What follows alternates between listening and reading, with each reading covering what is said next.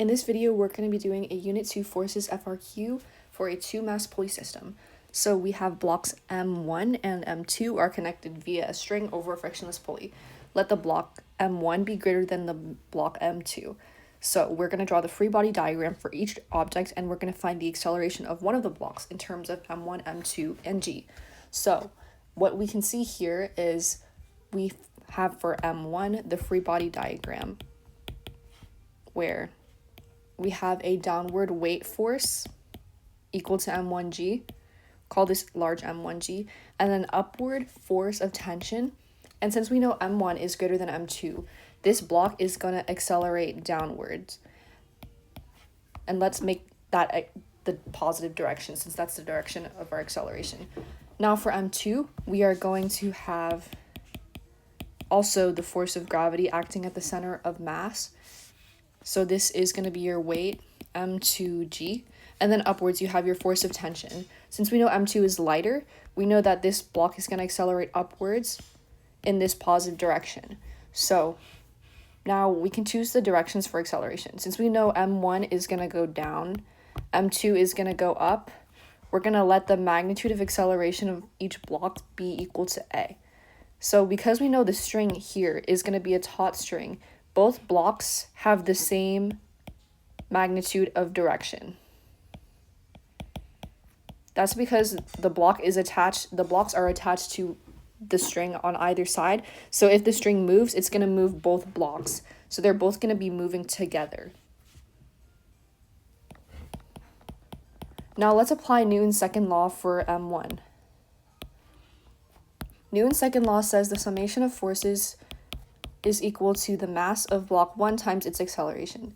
So we know that we had a downward force of M1G and an upward force of tension.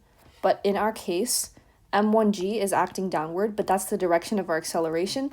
So we are going to make that downward direction our positive direction. So that means that this value is going to be positive and this one's going to be negative. So our Newton's equation would be equal to M1G minus T is equal to M1A. Now, if we do this for M2, we have that our block is going to act in the upward direction because it's going to rise. So that makes our tension force positive and our weight force negative. So our Newton's second law equation would be equal to the summation of forces is M2 times acceleration. Then we would write tension minus M2G, which was our weight, is equal to M2A. Now we have M1G minus T is equal to M1A, which we will call our first equation, and this equation we'll call our second equation. Now let's add equation 1 plus equation 2. So if we do this,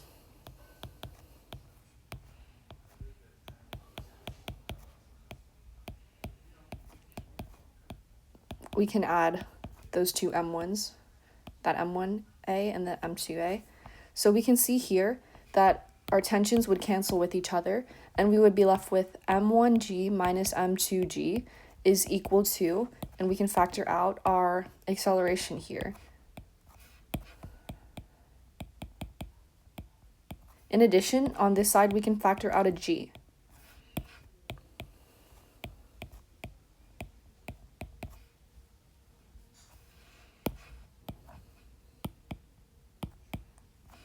After this, we are going to divide both sides by